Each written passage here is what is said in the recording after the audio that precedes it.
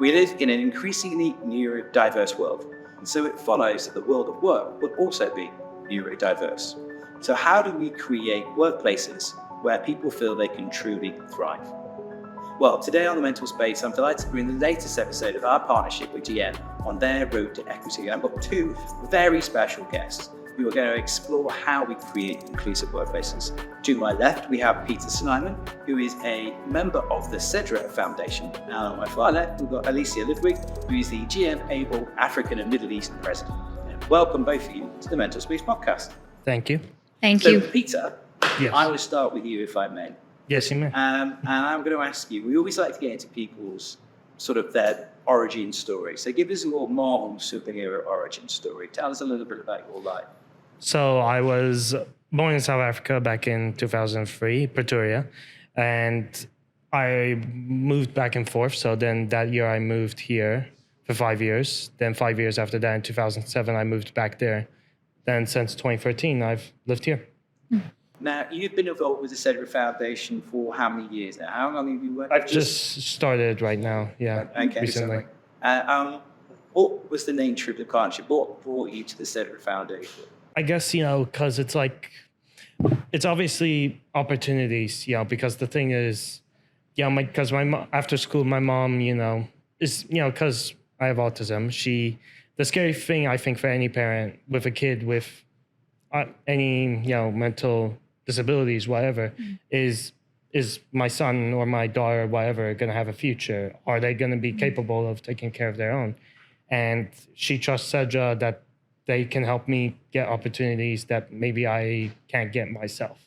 Would you tell me a little bit about the work that SEDRA are doing with you and what they actually do? So, that mission? Yeah. So essentially, they're just trying to broaden, I guess, the opportunities any kid with disabilities can get, whether it's a job in the workplace, whatever. If there's an opportunity they can go and work somewhere, then they can help us find it. And what have been the initial benefits of your partnership with SEDRA? How have you felt they've helped so far? So I've helped. So it feels like they kind of know. Well, for one, Kim, who I believe is over there, she kind of asked questions about my needs and why don't like and like, and that's kind of like a big thing that that I really liked about this whole foundation here is that they kind of know what to ask kids with disabilities, to help them in the workplace, because kids with those disabilities, they aren't essentially normal, not in a bad way by any means, but they need more help than people realize. They need these little things that can help them make their lives easier. Yeah. Easier works. Alicia, I can see you nodding away vigorously there.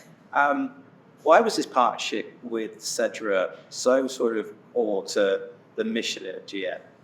So at GM, we have a goal to become the most inclusive company in the world. And it was actually quite a natural partnership with SEDRA because in order to do that, we need to really listen, build awareness, and have uncomfortable conversations that allow us to understand what those different needs are, to know how to ask the right questions, and then be able to get those experiences both in and outside of our organization to build the right policies in place. So that began when we were actually helping them with their youth talent club, which happens bi-monthly. And that's just having conversations and engagement with different people, a part of the SEDRA conversation and their youth talent. But that also now extends to even what we're doing here today, to have these understandings and really broaden what we should be asking and also what we can do as a company to really drive that forward. So Alicia, if you don't mind, just tell me a little bit more about the work of GM Able as well. So we've got the partnership between SEDRA and GM Able. What's GM Able's mission? Sure. So GM Able is actually a part of our global employee resource groups, or ERGs. And what we were able to do when we launched it here in the region as part of that global GM Able, the first and foremost is awareness. Having a conversation like this with yourself and with Pieter is about building that awareness and getting everyone a little bit comfortable with being uncomfortable. But the other piece of having GM Able is it allows us to also, continue those steps towards DEI. Again, as GM, we want to be the most inclusive company in the world, but that requires that action behind it to really impact those different accessibilities that we consider, not just in our vehicles, but in our policies, and really try and open the door and grow our workforce to have more employees of determination. And so that's really what we're trying to do at GM Able. And I'm so thrilled to actually be able to have the honor to be the president of it and have such a great team working with me. One of the sort of foundations of mentl is to have more open, honest conversations about all of our needs. What is it, Pieter, that you have found really helps you then when you're looking at the world of work? What can workplaces do? That's a good question. I guess, they shouldn't be afraid to ask people, with these certain conditions that they need, if they need something, because it's not always easy. For me, like, I always think all of us kids, with me specifically with autism, we think differently, we approach things differently. So it's like, sometimes we're scared to open up. Sometimes we think we don't need these things, but, it helps when people come up to us and ask us these things. It makes us more comfortable knowing we have someone behind our back. If we fall, they can catch us, essentially. Alicia, again, how do you incorporate that kind of principle into everyday life in a corporation? I think first, it's such a wonderful statement that you said, Pieter, to just, be able to ask those questions and feel that you can make those first steps. In incorporating it, well, one, it's a constant growth journey, right? No corporation is going to get everything right in the first step. And of course, we ourselves have been learning internally where you might realize or not think that a policy is as exclusive as it may be. And it's about having those conversations. I think one of the things that I myself joining GM Able, which is our employee resource group, and having a lot of these dialogues was even learning, how difficult a day may be for someone with an invisible disability, how intense you might have it with the screen usage that we do, with even the ways that we tend to lay out PowerPoints, that they're not very accessible for those who might have color blindness or for those who might have light sensitivity. So even those little pieces, but being okay to say, oh, I didn't know that, and it not being a negative thing, I think really starts those conversations. And the first step is to be comfortable to have those conversations. And the next one is to then build that awareness across the larger organization. So everyone has the ability to ask those questions. It can't just live in HR, it can't just live in GM Able. And that's a big thing that we're trying to do now. Pieter, tell me a little bit of your sort of lived experience, if you don't mind. Like, growing up with autism, how has it impacted you? I know for outside we often say that it can be a superpower as much as it can be, a challenge which needs to be accommodated. So what are the things that you have found that are difficult, but where have you also found actually it does give you that ability to deep dive or to concentrate? Like, what are the different aspects? For those like superpowers, the thing is, like, at the end of the day, I don't think of them as superpowers because at the end of the day, I don't know if they are, because I don't know what normal, because I have autism, I don't know what normal mind works. I don't know if I'm different from you or you. I just think of myself as any other person. I might have that, what would you call that, that thing in my mind, autism, but I don't really think about it. It's just something I have in the end of the day, and it's up to me what I make of it. But for those struggles, I guess, for my mom, it was a really big struggle, because she got me when I believe she was like 20 or 18, very, very young, And it was scary because, I think for any parent who have a child with autism, it's scary because, because I am mild autism, because I know kids have it worse or parents have it worse. But, it was just, always scary for my mom, when she learned this. She's like, oh my God, what am I going to do? Am I going to be able to take care of my child? Am I going to be able to? In the age of life, she's still growing as an individual as well. Yeah, but in the end of the day, I think she did her very best, and I'm very happy. So tell me a little bit about your hopes and dreams that you might, you're now looking at the world of work. Tell me how SEDRA is helping you, and what your ambitions are and what you want to do. I guess, for SEDRA, I guess I just want work experience. I just want to show I can do work. I not just going to sit in my house all day, do nothing. I want to do something, because we all want to do something, I guess. What's the passion? What's the ideal? Say this is your job CV. What's the ideal job for you? What would you really like to be doing? I'm still trying to figure out that question, but I've always been interested in films. I still am now as a kid because, I love storytelling. I think it's the best way to kind of like teach lessons because that's essentially what stories are for, right? It's like you teach these lessons and it broadens your worldviews, it makes you realize, oh, I can think about this differently. So if I can maybe do that to some other kid around the world like they did to me, then I think that would make me happy. Alicia, how do companies like GM open the door, to help people like Pieter achieve those hopes, dreams? Pieter's ambitious. He wants to carve himself out a career. How does GM, what's your advice to, your organization and other organizations about how you open that door and make it possible? I think the first thing is to first have those conversations with those entities and other partners. That's why partnering with SEDRA really gives us this access. It allows us to have mentorship opportunities. It allows us to even, have conversations that broaden understanding of where we would need different perspectives. I'll actually pause 1 second, go back to what you two were talking about at the beginning about, having those superpowers or different perspectives. And there's now a breadth of research that shows that having diversity within a talent pool is really what will lead to success in an organization. And for someone like GM, we are going towards a very high vision of 0 crashes, 0 congestion, and 0 admission. But to get us there from where we are today, it takes thinking outside the box. It takes having different conversations, and it takes making sure that we are speaking to all of our customers and all of the people in the world to get us there. And that means that you do need to have those partnerships like what we have with SEDRA, but it also means you need to learn from others too. So we actually at GMAble here, we joined the International Association of Accessibility Professionals, the IAAP. And that allows us to really learn from others of what those best practices are.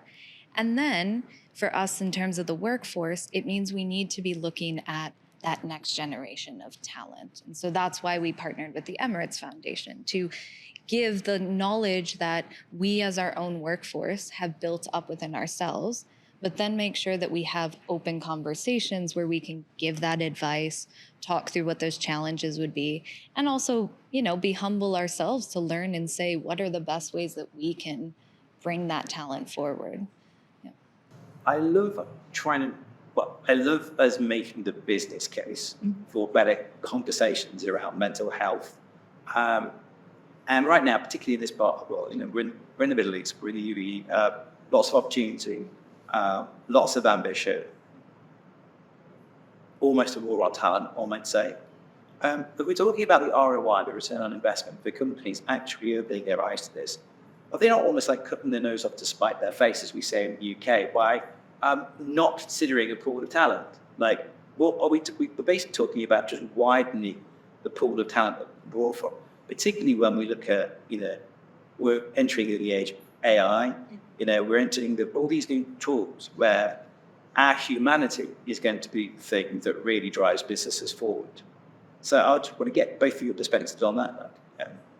It feels like companies are missing out on a wider talent pool, as you say, thinking differently, particularly now when we've got these new technological tools where we're going to have to think for creators, we're going to be innovative. Can I get your take? I think human emotion is, it's something that can't be replicated.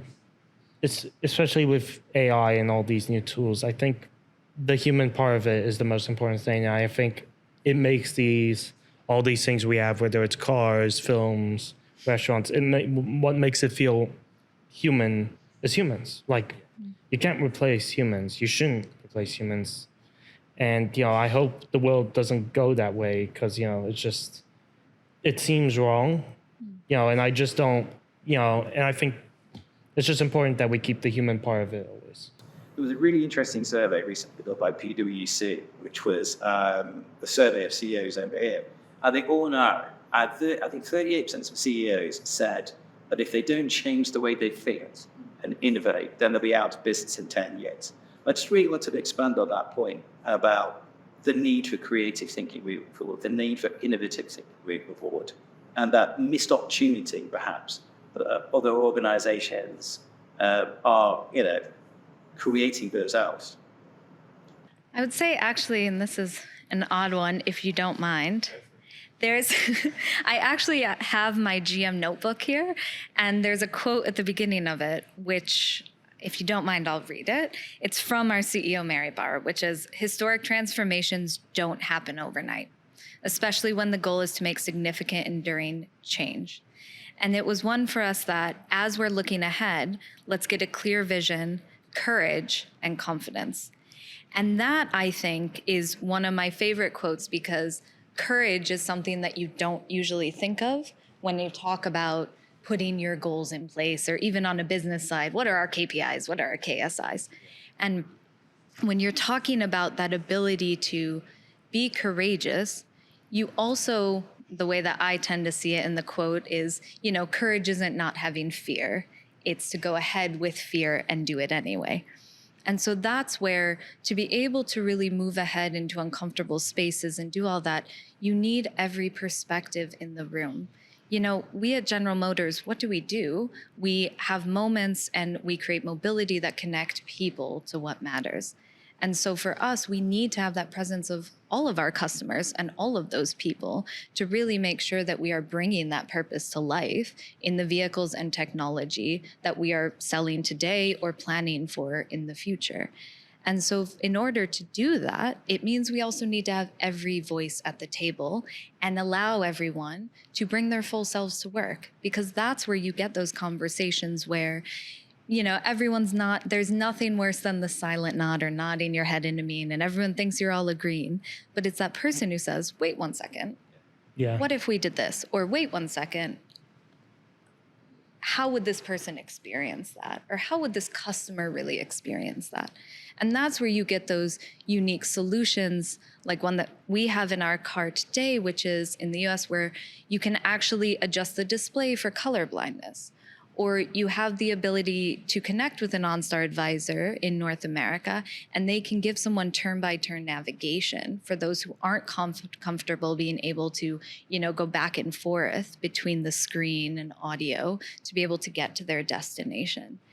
And that's where, by continually having those voices in the room and continuing to diversify your workforce, you're going to be able to make sure that you're thinking of all of those opportunities and finding the innovative solutions that'll take you there.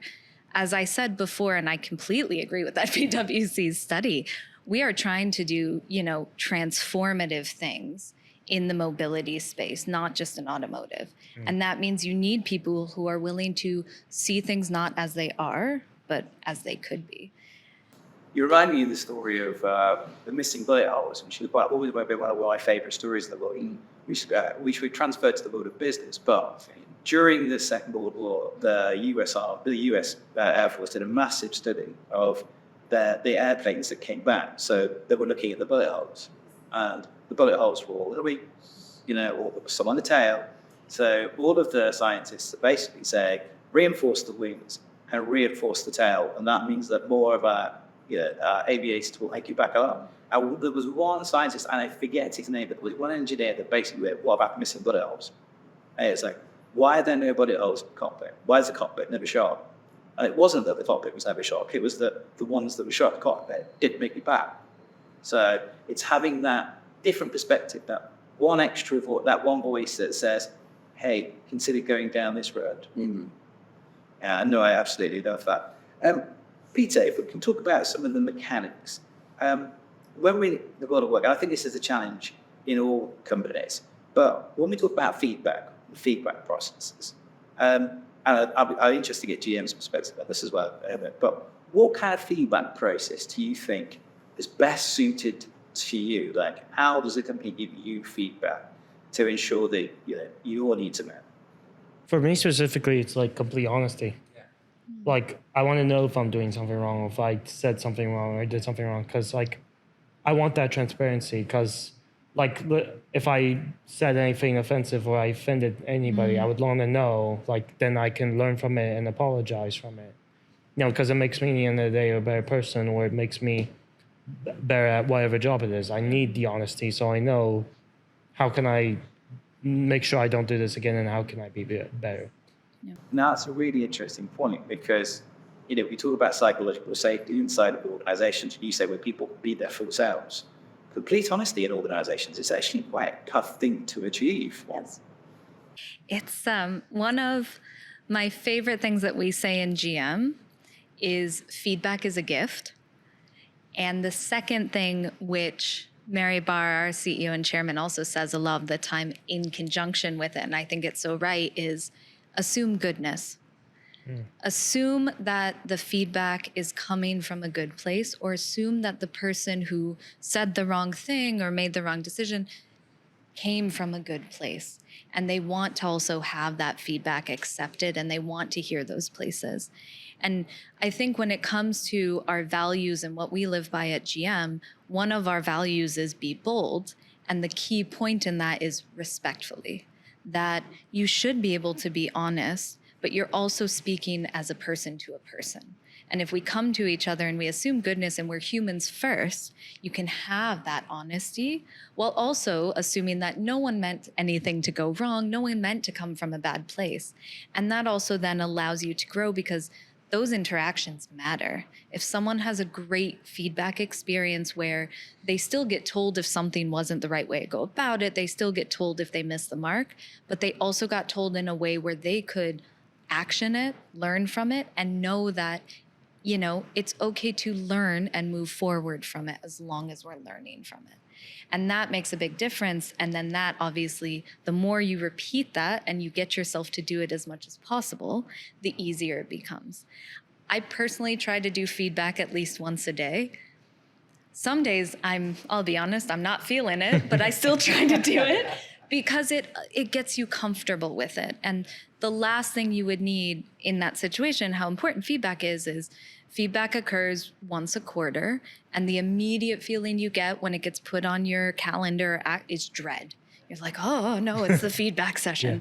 Yeah. What she said there about how you say it, that actually makes more, like, that's actually very true. It's like, how do you give that honesty? Because I want you to be honest, but how do you say it?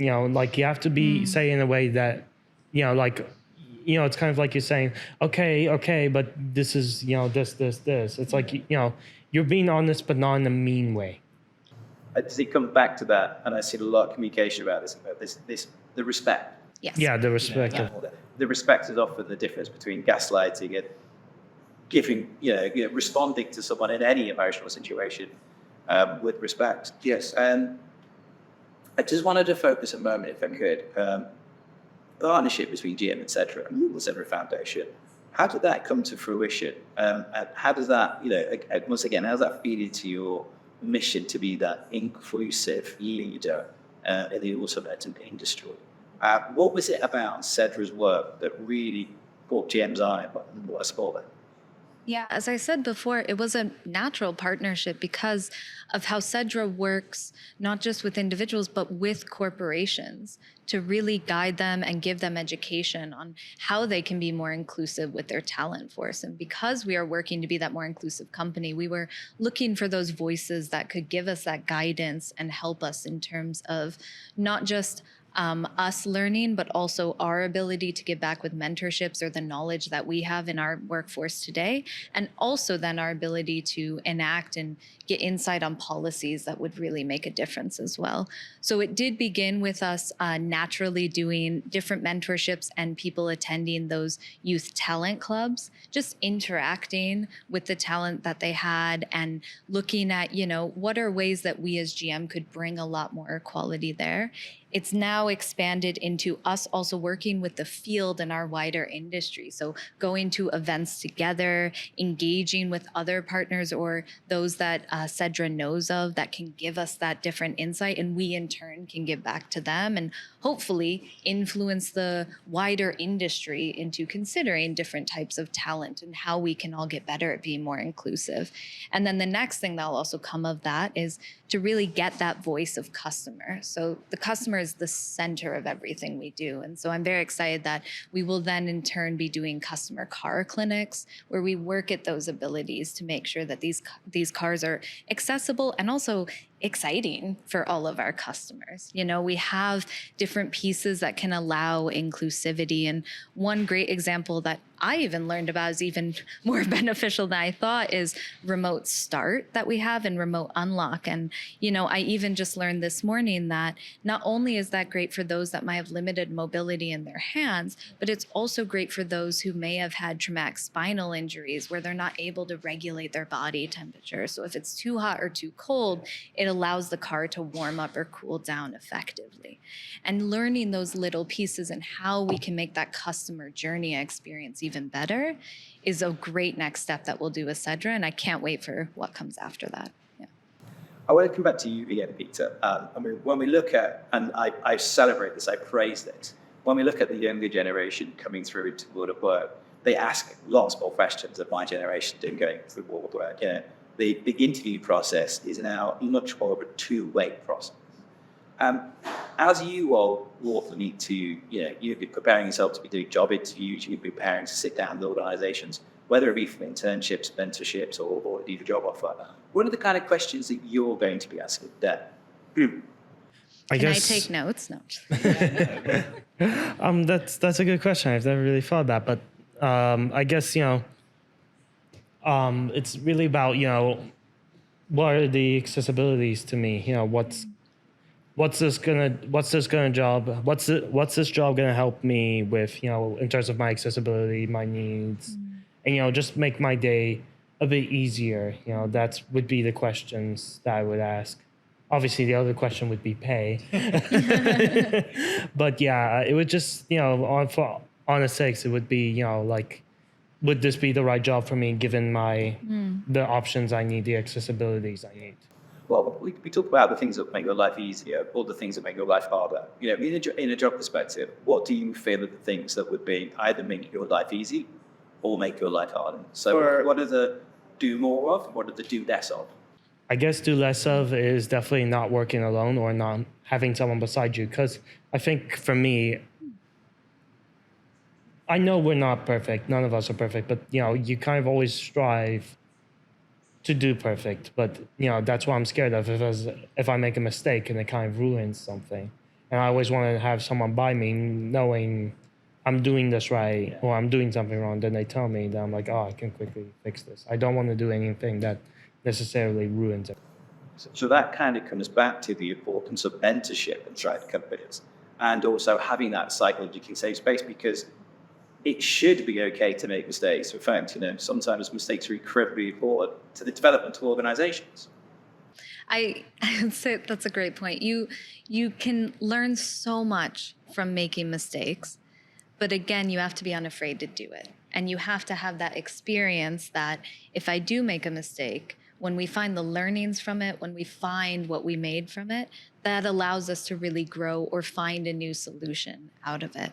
And I would actually say from a mentorship side, and that's a great comment, Scott, that, you have already in a workforce, and you find that when you're open to having these conversations or these mentorships discussions, you learn that everyone has those fears of doing something wrong. Yeah. Because at the end of the day, we're all human beings. And it's all about having those open and honest conversations where everyone can then feel, okay, I'm not alone in this. And I'm able to really bring everything to the table to take that forward and make those right decisions. And I think it's so interesting when you ask that point of, what's the accessibility that you're going to bring to me too? Because, you yourself are coming into that dialogue, and it's about how do we make sure that we're meeting each other in that dialogue, and it's not one going to the other, Yeah. It's a funny thing as well, because we've kind of always got the interview process wrong anyway, in that if you literally walk through the door and just try and please me and don't prioritize what's going to work for you, that relationship at some point is going to break down. So if I'm an organization that wants my talent to thrive, I need to know what's important it. I need to know what's important for Pieter to allow Pieter to bring in their best self to life. Yeah. I wanted to ask, and I'm going to come to you first, Alicia, but what's the call to action here? What should we, the industry, be doing for the world? What do you want to see other companies or organizations, or indeed individuals, do? As you live GM's mission of rate accuracy, being the most inclusive company on the planet? I think the biggest call to action that I can say for, any organization is to first just be willing to have the conversation and not find fault or blame on any side in that. Again, assume goodness and make the steps behind it. So when I'm thinking of organizations, it's, getting yourself to get that knowledge, be open to saying, hey, I'd love your insight on this. I'd love your perspective on that. And coming into those discussions where you're honoring the work that's been done by those that have come before you, but you're also trying to build that pipeline to the leaders of tomorrow. And you're understanding that change is uncomfortable. And we are in quite a pivotal moment of change, not just in the automotive industry for sure, but all over the globe. And for us to really be able to get the most benefit, not only on a business side, of course, but also, for where we're going as individuals and a society, is to really embrace that change. Understand that uncomfort leads to growth. And with that uncomfort, it leads to the best outcomes possible.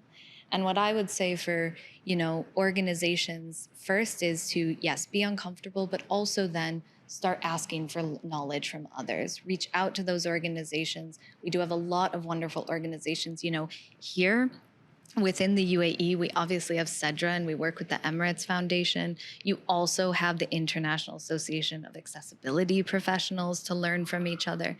And then even within your own workforce, you may have a workforce that's more diverse than you imagine. And it's only by having those conversations or those employee resource groups that you're able to share those conversations. And then finally, I would say to the talent, reach out and tell us also what you want to have us do. And we'll find ways to bring those mentorships, and we'll engage with you in those conversations, because it should absolutely be a two-way discussion. And that's the way that we'll really grow into the future together. I'm going to give you the light drop moment, Pieter, but I'm going to give you in two parts. The first, part one of mic drop, is for anyone, an individual, a person of determination, someone that has grown up with an addiction, whether it be ADHD, whether it be autism, what would your message to them be, particularly with a focus on, accessing help through the SEDRA Foundation? I would say, honestly, is what she said earlier. It's about courage. Because I think kids like me, we're just scared all the time. That's, in the end, what it always has been. We're just scared, because the world is different than we want to be. We're afraid of, because I've always known, we're afraid of the unknown. Because what's the unknown? We don't know what it is. And we aren't as scared as like you are, because we want to know what's going to happen. We want to know if everything's going to be all right. And I think it's courage. At the end of the day, you have to try, because if you don't, then what? Then it's just going to lead to nothing. Just at least try in the end of the day. Would you say, overcoming those inhibitions to actually go and walk with the SEDRA Foundation in the first place, what did that give you? The fact that you then had them on your side?